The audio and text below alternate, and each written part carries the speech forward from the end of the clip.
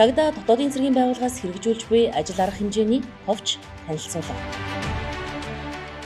Түүхэн замнал. Монгол улсад 1921 онд ардын хувьсгал ялсны дараахан ардын засгийн газрын шийдвэрээр цэргийн яамны харьяанд сэргийлэх цэргийн салаа 1922 онд тусгай тасгийг байгуулсан нь орчин цагийн цагдаа дотоодын цэргийн байгууллагын үндэс суурь болжээ. Улсын их хурлаас 1993 онд цагдаагийн байгууллагын тухай хуулийг баталсан нь үйл ажиллагаагаа хуулийг дээдлэх, шударга ёс тэгш байдлыг хангах, хүний эрх хэрэгчлөө хүндэтгэх зарчмаар явуулах, эрх зүйн үндэс бүрдэж, гэмт хэрэгтэд тэмцэх, нийгмийн хэв журам хамгаалах үүрэг бүхий төрийн захиргааны бие даасан байгууллага болж хөгжсөн. Улмаар 2013-2017 онуудад цагдаагийн албаны тухай хуулийг шинжилэн батлуулж, цагдаагийн байгууллагын чигүүрэг тогтолцоог боловсронгүй болгох, албаагчдыг тогтвор суурьшилтай ажилуулах, баталгааг хангах, байгууллагын соёл, үнэт зүйл, түүхэн уламжлалыг авч үлдэх, сэргээх, цагдаагийн байгууллага иргэдэд ойртсон үйл ажиллагааг илүү үр дүнтэй хэрэгжүүлэхэд чиглэсэн үзэл баримтлалыг тусган бүрдүүлсэн. Мөн Монгол Улсын их хурлаас 1995 онд дотоодын цэргийн тухай хуулийг анх баталсан бөгөөд 2014 онд хүчингүй болгон хэрэгжүүлж байсан чигүүрэг оронтойг цагдаагийн байгууллагад шилжүүлж 2017 онд дотоодын цэргийн тухай хуулийг дотоодын цэргийн байгууллагыг дахин байгуулж 2023 онд хуульд нэмэлт өөрчлөлт оруулсан. Бүтэц зохион байгуулалт чигүүрэг. Засгийн газрын 2017 оны 76 дугаар тогтоолоор цагдаагийн төв байгууллагын зохион байгуулалтын бүтцийг 2025 оны засгийн газрын агентлагийн бүтэц орон тооны талаар хэрэгжүүлэх зарим арга хэмжээний тухай 52 дугаар тогтоолоор цагдаагийн төв байгууллагын орон тооны дээд хязгаарыг тус тус баталсан. Цагдаагийн байгууллага нь хуулиар хүлээсэн гэмт хэрэгтэд тэмцэх, нийтийн хэв журам хамгаалах, олон нийтийн аюулгүй байдлыг хангах чигүүргийг цагдаагийн төв байгууллага, алба нэгж, нутаг дэвсгэр хариуцсан цагдаагийн байгууллагын бүтэц зохион байгуулалтаагаар хэрэгжүүлж байна. Хууль зүйн дотоод хэргийн сайдын 2025 оны 181-р тушаалаар дотоодын цэргийн байгууллагын зохион байгуулалтын бүтцийг шинжилэн баталсан бөгөөд дотоодын цэргийн байгууллага нь штаб, анги, тусгай салбартаагаар үйл ажиллагаагаа явуулж байна. Цагдаа дотоодын цэргийн байгууллагын нийт албаагчдын 7610 буюу 64% нь нийслэлд, 4282 буюу 36% нь орон нутагт ажиллаж амьдран хуулиар хүлээсэн чигүүргээ хэрэгжүүлж байна. Гэмт хэрэг зөрчлийн нөхцөл байдлын талаар цагдаагийн байгууллага нь 2026 оны эхний 3 сард хуулийн этгээдээс гэмт хэрэг зөрчлийн шинжтэй 75762 гомдол мэдээлэл хүлээн авч шалгасан нь өмнөх оноос 6795 буюу 8.2 хувиар буурч, гэмт хэргийн шинжтэй 26828, зөрчлийн шинжтэй 41390 гомдол мэдээллийг шалгаж шийдвэрлсэн. Энэ оны 1-р улирлын байдлаар улсын хэмжээнд нийт 14256 гэмт хэрэг бүртгэгдсэн нь өмнөх оноос 160 буюу 1.1 хувиар буурч, гэмт хэргийн илрүүлэлт 40.6% байгаа нь өмнөх оноос 18.9 хувиар өссөн эерэг үзүүлэлттэй байна. Гэмт хэргийн улмаас эргэн хуулийн этгээдэд 247.3 тэрбум төгрөгийн хохирол учирсны 36.9 тэрбум төгрөг буюу 15%-ийг нөхөн төлөвлөж 354.9 сая төгрөгийн хөрөнгийг битүүмжилсэн. Энэ хугацаанд нийт 1,893,740 зөрчил бүртгэгдсэн нь өмнөх оноос 2.3 дахин өссөн ба зөрчил гаргасан 1,812,304 эрхэм, 67,867 хуулийн этгээдийг 34.8 тэрбум төгрөгөөр торгох, 2,596 хүнийг баривчлуулах, 4,405 хүнийг торгож, тээврийн хэрэгсэл жолоодох эрх хасах, 988 хүнийг баривчилж, тээврийн хэрэгсэл жолоодох эрх хасах, 1 хүнийг нийтэд тусдаа ажил хийх шийтгэл тус тус оногдуулж, 8 хүнийг албатан сургалтад хамруулж, 3,871 хүнийг эрүүлжүүлж, 9095 хүнийг саатуулсан байна. Улсын хэмжээнд энэ оны эхний улирлын байдлаар нийт 133 удаагийн 3202 орчим хүн оролцсон жагсаал цуглаан эсэргүүцлийн арга хэмжээ зохион байгуулагдаж, иргэд үзэл бодлоо илэрхийлсэн бөгөөд үүний 67.6% нь бүртгэлгүй жагсаал цуглаан эсэргүүцлийн арга хэмжээ байна. Иргэдийн үзэл бодлоо илэрхийлэх үед аюулгүй байдлыг хангах чиглэлээр цагдаагийн байгууллагын 28 нэгжийн 1877 албаагч 1055 тээврийн хэрэгсэлтэй үүрэг гүйцэтгсэн. Төр засгаас баримталж буй бодлого шийдвэр хэрэгжүүлсэн онцлог ажил арга хэмжээний талаар. Монгол Улсын урт хугацааны хөгжлийн бодлого, Алсын хараа 2050, шин сэргэлтийн бодлого, засгийн газрын үйл ажиллагааны 2024-с 2028 оны хөтөлбөр, түүнийг хэрэгжүүлэх арга хэмжээний төлөвлөгөө зэрэг бодлого төлөвлөлтийн баримт-бичгүүдтэй уялдуулан цагдаа дотоодын цэргийн байгууллагын Алсын хараа эрхэм зорилго, үнэт зүйлээ тодорхойлж бодлого төлөвлөлтөө боловсруулан хэрэгжүүлж байна. Монгол Улсын засгийн газрын 2025 оны 52 дугаар тогтоолоор засгийн газрын агентлагийн үйл ажиллагааны стратеги, зохион байгуулалтын бүтцийн өөрчлөлтийн хөтөлбөрийн ерөнхий загварыг баталсны дагуу цагдаагийн байгууллагын үйл ажиллагааны стратеги, зохион байгуулалтын бүтцийн хөтөлбөрийг хууль зүйн дотоод хэргийн сайдын мөн оны А-дороо 121-р тушаалаар батлуулан цагдаа дотоодын цэргийн байгууллагын тэргүүлэх чиглэлийг тодорхойлсон. Энэ хүрээнд цагдаа дотоодын цэргийн байгууллагын хэмжээнд дараах ажил арга хэмжээг хэрэгжүүлэн ажиллаж байна. Үүнд хуульд заасан чигүүргийг хэрэгжүүлэхдээ хүн төвтэй бодлогыг хэрэгжүүлж иргэдийн амар тайван аюулгүй байдлыг хангах чиглэлээр. Өнгөрсөн онд цагдаа дотоодын цэргийн байгууллагын бодлого эрх зүйн орчин бүтэц зохион байгуулалт хүний нөөц ажил үйлчилгээний шуурхай оновчтой байдал бүтээн хэмжээг нэмэгдүүлэх зорилгоор засгийн газрын хяналт хэрэгжүүлэх газартай хамтран процессын дахин инженерчлэлийн иж бүрэн суурь судалгааг хийж цагдаа дотоодын цэргийн байгууллагын үйл ажиллагаатай холбоотой нийт 646 хууль тогтоомж эрх зүйн актаас 102 асуудал 2354 эрсдлийг тодорхойлж тэдгээрийг шийдвэрлэх 74 санал зөвлөмжийг хэрэгжүүлэн ажиллаж байна. Цагдаагийн байгууллагаас иргэд олон нийтийн эрүүл аюулгүй орчинд амьдрах эрхийг хангах зорилгоор ногоон бүс 1, 2, 3, 4-р төслийг санаачлан хэрэгжүүлж улсын хэмжээнд нийтийн эзэмшлийн гудамж зам талбайд улсын төсвөр 19177, аж ахуйн нэгж байгууллагын дэмжлэгээр 73781, нийт 92958 камерыг байршуулсан бөгөөд үүнээс 8 аймаг, 9 дүүргийн нутаг дэвсгэрт байрлах 12209 тэл хяналтын камерт нүүр царай автомашины дугаар таних ухаалаг програм хангамжийг нэвтрүүлэх ажилд нийслэлд 100%, орон нутагт 65%-тай хэрэгжиж байна.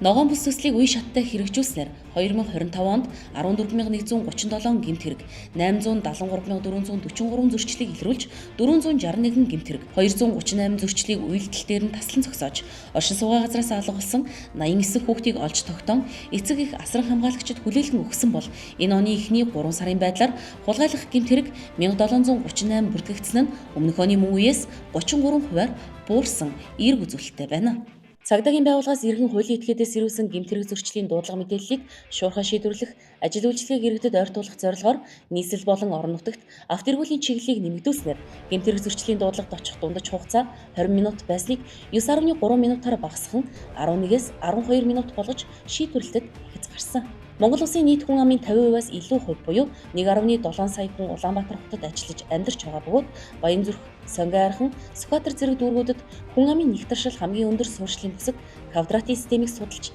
цагдаагийн дэд хэсгийг үйл ажиллагаанд нэвтрүүлэхээр ажиллаж байна. Гэр бүлийн хүчирхийллийн хохирогчийг хамгаалах, аюулгүй байдлыг хангах зорилттой олон улсын жишг стандартад нийцсэн нийт 61 тасалгаатай 40-оос 70 хүн хүлээн авах хүчин чадалтай төр хамгаалах байрыг Азийн хөгжлийн банкны санхүүжилтээр бариулан ашиглалтад хүлээн авч үйл ажиллагааг эхлүүлсэн. Үеийнгийн дээрлэхэлтэй холбоотой гэмт хэрэг зөрчлийг бууруулах, эцэгхийн үүрэг хариуцлагыг дээшлүүлэх, соён гэгэрүүлэх чиглэлээр хэрэгжүүлэх 365 өдөр бүр анхаарч хайрлая. 365 эвдрээгүй ирээдүг бүтээн мэдээлэл нөлөөллийн аян болон хулгайлах, хүний эрүүл мэндийн эсрэг гэмт хэрэг зөрчлөөс урьдчилан сэргийлэх, мансууруулах юм, сэтгцэд нөлөөд бодис хэрэгслийн улмаас үүсэх хор аюулыг таниулах 10 удаагийн мэдээлэл нөлөөллийн арга хэмжээг улсын хэмжээнд тус зохион байгууллаа. Цагдаагийн байгууллагаас 102 полис аппликейшнийг хөгжүүлж, иргэдэд гэмт хэрэг зөрчлөөс урьдчилан сэргийлэх, алерт буюу сэрэмжлүүлэх мэдээллийг шуурхай хүргэх ажлыг үйл ажиллагаанд нэвтрүүлээд байна. Нийслэлийн 6 дүүргийн хэмжээнд хотспот гэмт хэрэг зөрчил ихээр үлдэгдэг 19 байршил дижитал эрүүл төслийг Алтан нутаг гэрэг хариуцлагатай хувьцаат компанитай хамтран хэрэгжүүлж, холограмд суурилсан дижитал самбарыг туршилтаар нэвтрүүлэхэд шаардлагатай төсвийг тендер шалгаруулах бэлтгэл ажлыг хангаж байна. Дата засаглал, дижитал шилжилт, хиймэл оюун дэвшилтэт технологиг үйл ажиллагаанд нэвтрүүлэх чиглэлээр Монгол Улсын засгийн газраас цахимаар түрүүнд Digital First уриалгыг дэвшүүлж, иргэн төр хувийн хвшлийн хамтын ажиллагаанд тулгуурлан цахим шилжилтийг эрчимжүүлэх, төрийн шийдвэр гаргах, бодлого боловсруулах, үйлчлэгийг үзүүлэх бүх төвшөнд технологиг тэргуунд тавьж, цаасан шат амжилтгаас татгалзах бодлогыг хэрэгжүүлж байна. Энэ хүрээнд цагдаа дотоодын цэргийн байгууллагын үндсэн үйл ажиллагааг хөнгөвчлөх, дата мэдээлэл цуглуулахад шаардлагатай 88 нэр төрлийн програм хангамж, систем камерын хяналт, гэр бүлийн хүчирхийлэл, хүүхэд хамгаалал, давтамжид дуудлага зэрэг 22 төрлийн дашборд, иргэд рүү чиглэсэн 7 цахим хуудас, 4 аппликейшн болон 78 анги байгууллага, 330 сумын хэсгийн төлөөлөгчдийн ажлын байрыг цагдаагийн байгууллагын нэгдсэн сүлжээнд холбох, цагдаагийн байгууллагын кибер аюулгүй байдлыг хангах үйл ажиллагаанд дэмжлэг үзүүлэх зэрэг чиглэл бүхий өргөдөл хадгалах төхөөрөмж 9, физик сервер 21, виртуал сервер 90, нийт 120 орчим техник хэрэгслийн хэвийн ажиллагааг ханган ажиллаж байна. Мөн энэ оны 2 дугаар сараас эхлэн иргэдийн иргэний болон харуул хамгаалтын зорилттой галт зэвсэг эзэмших, ашиглах, хадгалах, аюулгүй ажиллагааны сургалтад хамрагдах хүсэлтийг төрийн үйлчилгээний нэгдсэн e-Mongolia системээр дамжуулан хүлээн авах шийдлийг үйл ажиллагаанд нэвтрүүлсэн бөгөөд цагдаагийн байгууллагаас иргэн хуулийн этгээдэд үзүүлэх 13 төрлийн лавлгаа тодорхойлолт, 25 төрлийн багц үйлчилгээг e-Mongolia нэгдсэн системд холбож, e-бизнес CMS системээр 15 төрлийн 2 шатлалт үйлчилгээ нийт 53 төрлийн үйлчилгээг иргэн хуулийн этгээдэд үзүүлж байна. Цагдаа дотоодын цэргийн байгууллагад өгөгдлийн дэд бүтц байгуулж, аналитикийн шийдлийг нэвтрүүлэхээр байгууллагын хэмжээнд нэгдсэн өгөгдлийн дэд бүтцийг байгуулж, өгөгдөлд суурилсан аналитик хийх дашборд боловсруулах, автоматжуулсан тайлан гаргах чиглэлээр Novel Soft хариуцлагатай хувьцаанд компани болон Data гэр хариуцлагатай хувьцаанд компанитай хамтран гэрээ байгуулан ажиллаж байна. Жолоодох эрхийн мэдээллийн санд 1.6 сая орчим хүний зургийн мэдээллээр Вектор өгөгдлийн сан үүсгэж, нэгдсэн хайлт програм хангамжаас албаагчид өөрийн эрхээр хандаж царайны мэдээллээр хайлт хийх болон системийн хиймэл оюуны AI туслахаар дамжуулан мэдээллийг шуурхай авах, үйл ажиллагааг хөнгөвчлөх боломжийг бүрдүүлсэн. Цаашид дуудлага мэдээлэл өгсөн иргэн гэмтэрэг зөрчлийн байршлыг наривчлан тогтоож, дөрвөн шуурхай очих шийдвэрлэлтийг бодит цагаар хянах, орон зай дата мэдээллийн ArcGIS програмыг бүрэн ашиглах замаар нотлохонд суурилсан шийдвэр гаргалтыг бий болгох нөхцөлийг бүрдүүлэхээр ажиллаж байна. Инновац хөгжлийн бодлогыг хэрэгжүүлж байгууллагын бүтээмжийг тасралтгүй сайжруулах чиглэлээр Монгол Улсын урт хугацааны хөгжлийн бодлого, цахим засаглал, дижитал шилжилтийн хүрээнд иргэн хуулийн этгээдэд үзүүлэх төрийн үйлчлэгийг түргэн шуурхай, чирэгдэлгүй, хүртээмжтэй хүргэх цаг хугацаа зардал хэмнэх зорилгоор цахим шүүх 2 цөм системийг үйл ажиллагаанд нэвтрүүллээ. Гэмтэрэг зөрчлөөс урьдчилан сэргийлэх ажилд дэвшилтэт технологиг ашиглах, албаагчдын ачааллыг бууруулах, хүний оролцоог багасгах, байгууллагын бүтээмжийг нэмэгдүүлэх зорилгоор олон нийтийн газарт эргүүлийн үүрэг гүйцэтгэх иргэд үйлчлүүлэгч нарт зөвлөгөө мэдээлэл өгөх болон царай таних, face detection зориулт бүхий N-bot Y загварын робот цагдааг Чингис хаан олон улсын нисэх буудалд туршилтаар ажиллуулж эхэлсэн. Эрүүгийн болон зөрчил шалган шийдвэрлэх ажиллагааг цахимжуулах, мөрдөгчийн ажлын ачааллыг бууруулах, бүтээмжийг нэмэгдүүлэх, цаг хугацаа хэмнэх зорилгоор Лавлгаа цэг E-Mongolia цэг эмэн системээс цагдаагийн эрх бүхий албаагчид 90 төрлийн лавлгаа мэдээллийг авч эрүүгийн болон зөрчлийн хэрэг хян шийдвэрлэх ажиллагаанд нотлох баримтын хэмжээнд ашиглах боломжийг бүрдүүлсэн. Гадаад харилцаа хамтын ажиллагааны чиглэлээр Цагдаа дотоодын цэргийн байгууллага нэгдсэн үндэсний байгууллага олон улсын эрүүгийн цагдаагийн байгууллага Интерпол, олон улсын цагдаагийн холбоо, гадаад орнуудын ижил чиг үүргийн 10, түүний төрөлжсөн байгууллагууд 6, гадаад улсаас Монгол улсад суугаа 20 гаруй орны элчин сайдын яамттай холбоо тогтоон гадаад харилцаа хамтын ажиллагааны чиглэлээр ажиллаж байна. Хамтын ажиллагааны хүрээнд бүгд найрамдах Солонгос улсын үндэсний цагдаагийн газартай хамтран 2022-оос 2027 онд Монгол улсын цагдаагийн байгууллагын цахим сүлжээг өргөтгөх, дижитал нотлох баримт шинжлэх, тоног төхөөрөмж хэрэгсэл, лабораторийг шинжлэх, Харт амиг мансууруулах бодистой тэмцэх чадварыг бэхжүүлэх төсөл. Нэгдсэн үндэсний байгууллагын хөгжлийн хөтөлбөр UNDP-гээс Монгол улсын хууль зүйн дотоод хэргийн яамтай хамтран хэрэгжүүлж буй Монгол улсад хууль сахиулах ажиллагаа нь хүний эрх, гендрийн тэгш байдлыг дээшлүүлэх, нэгдсэн үндэсний байгууллагын Харт амиг гэмтэрэгтэй тэмцэх албаас хэрэгжүүлж буй үндэстэн дамсан зохион байгуулалттай гэмтэрэгтэй тэмцэх албаагчдыг чадваржуулах төсөл. Монгол улсын хууль зүйн дотоод хэргийн яам болон бүгд найрамдах Хятад ард улсын нийгмийн аюулаас хамгаалах яам хоорондын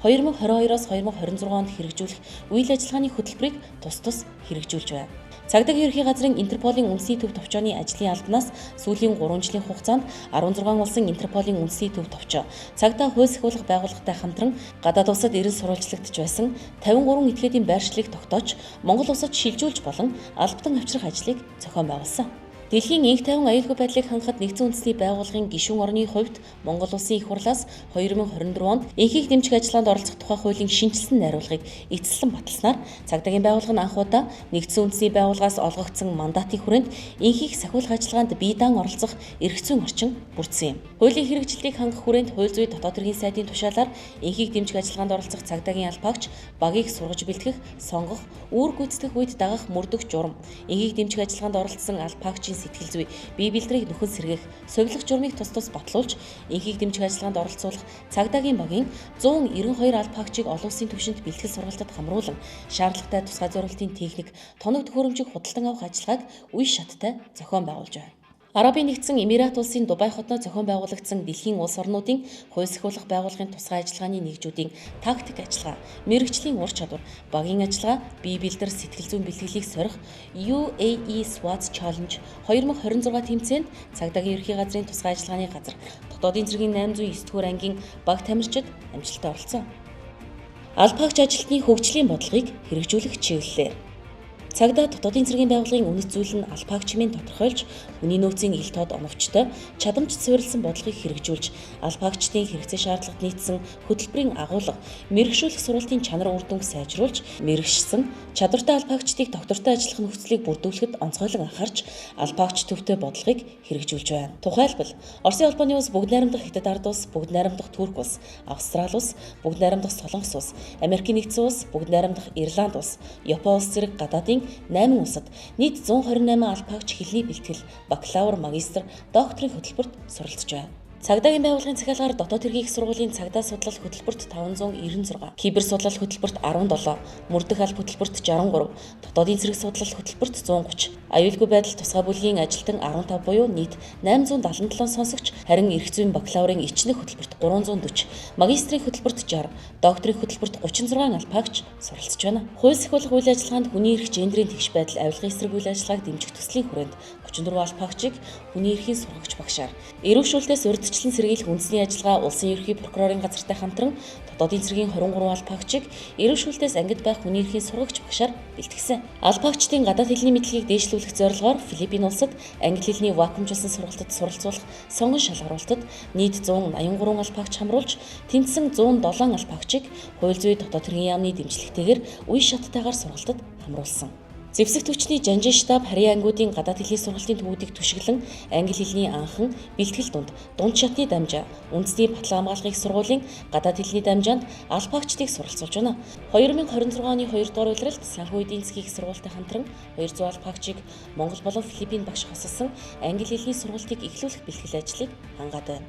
Нэгдсэн үндэсний байгууллагын мансууруулах бодис гэмтэрхтэй тэмцэх албанаас Монгол улсад хэрэгжүүлж буй хууль сахиулах байгууллагуудын чадварыг бэхжүүлэх 4 удаагийн сургалтад 57, Америкийн нэгдсэн улсын элчин сайдын яамны мансууруулах бодистой тэмцэх хууль сахиулах асуудал эрхэлсэн олон улсын товчоноос зохион байгуулсан 2 удаагийн сургалтад 30 албаагч, Япон, Бүгд найрамдах Хятад ард улс, Таиланд, Холбооны Бүгд найрамдах Герман улс, энэ нэгтгэх улс, Индонез зэрэг 16 улстай хамтын ажиллагааны хүрээнд нийт 166 албаагчийг үндэстэн дамсан гэмтэрхтэй тэмцэх практик ур чадварыг дээшлүүлэх чиглэлээр богино хугацааны сургалтад хамрууллаа.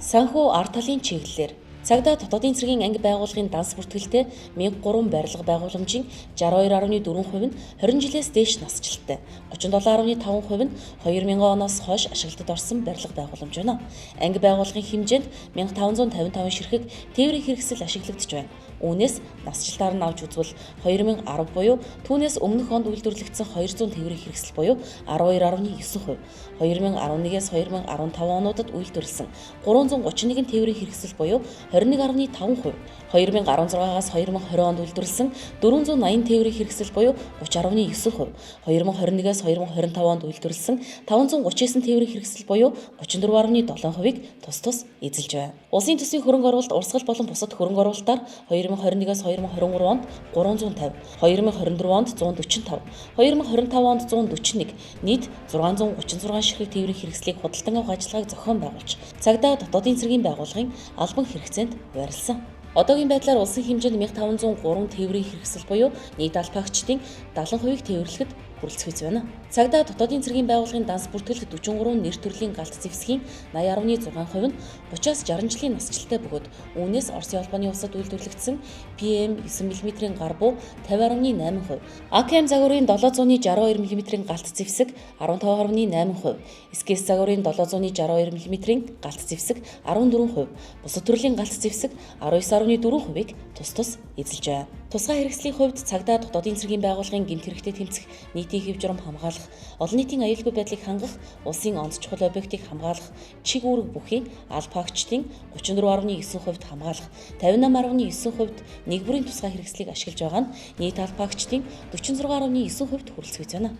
Энэ оны 1-р улирлын байдлаар цагдаа дотоодын цэргийн анги байгууллагын нийт 8604 албаагчид 5 тэрбум 203.1 сая төгрөгийн үр дүнгийн урамшуулал, цэргийн албаасны тэтгэврт гарсан 19 албаагчид 1 тэрбум 515.3 сая төгрөг, аймгийн төвөөс аслагдсан суманд тасралтгүй 5 жил ажилласан 20 албаагчид 684.2 сая төгрөгийн 1 удаагийн тэтгэмж, албан үүргийг гүйцэтгэж яваад бэртэж гэмтсэн 3 албаагчид 142.5 сая төгрөгийн нөхөн олгоор, хөдөлмөрийн чадвараа алдсан цалингийн зөрүү авдаг 6 албаагчдад 20.4 сая төгрөгийг тус олгосон. Албаагчдын ажиллах орчин нөхцөлийг сайжруулах, орон сууцжуулах зорилгоор улсын төсвийн 2022-оос 2026 оны хөрөнгө оруулалтаар нийт 31 тэрбум 258 сая 700 мянган төгрөгийн төсөвт өртөгтэй 6 барилгын ажил он дамжин хэрэгжиж байна.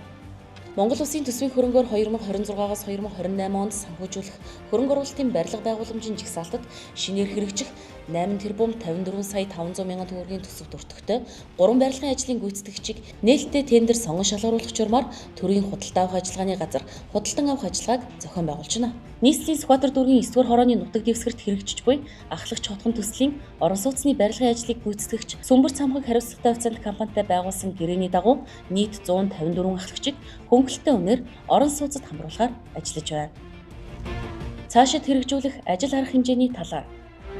Цагдаагийн байгууллагын 2026-аас 2030 оны хөгжлийн үйл ажиллагааны төлөвлөгөөг засгийн газраар батлуулахаар тогтоолын төсөл холбогдох танилцуулгыг бэлтгэн хууль зүйн дотоод хэргийн яамд хөгүүлсэн бөгөөд холбогдох шийдвэрийг гаргуулах. Бүгд найрамдах Турк улс, бүгд найрамдах Солонгос улс, Америкийн нэгдсэн улс, Оросын холбооны улс, бүгд найрамдах Хятад ард улс, Таиланд, Вьетнам зэрэг улсуудад Монгол улсын иргэдийг гэмт хэрэг зөрчилд холбогдох, өртөж хохирохоос урьдчилан сэргийлэх, зөрчигдсөн эрхийг сэргээх, хууль зүйн тусалцаа үзүүлэх үүрэг бүхий цагдаагийн асуудал хариуцсан албахагч аташийг ажилуулах талаар хуульд нэмэлт өөрчлөлт оруулах асуудлыг улсын хурлд танилцуулж шийдвэрлүүлэх. Засгийн газрын 2017 оны цагдаагийн төв байгууллагын зохион байгуулалтын бүтцийг батлах тухай 76 дугаар тогтоолд кибер гэмтрэхтэй тэмцэх албыг нэмэлтээр оруулах танилцуулга тогтоолын төслийг засгийн газрын хуралдаанд танилцуулж шийдвэрлүүлэх. Улсын хурлын 2025 оны төсвийн тодтоглоор цагдаа дотоодын цэргийн байгууллагын 770 орон тоог бууруулсантай холбогдуулан нэг албаагчид ногдох ажлын ачаал 2 дахин нэмэгдсэн бөгөөд ялангуяа гэмтрэг зөрчлийг шалган шийдвэрлэдэг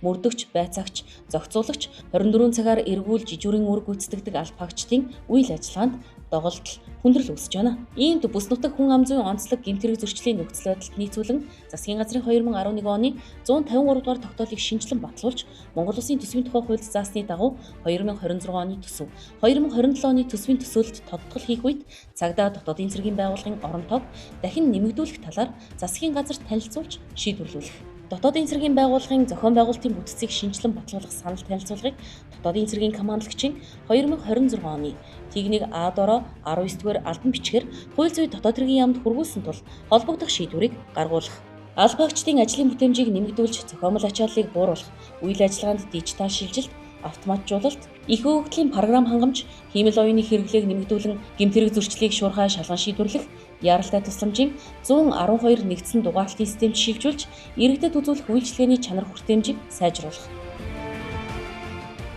Амар тайван амьдралын төлөө хамтдаа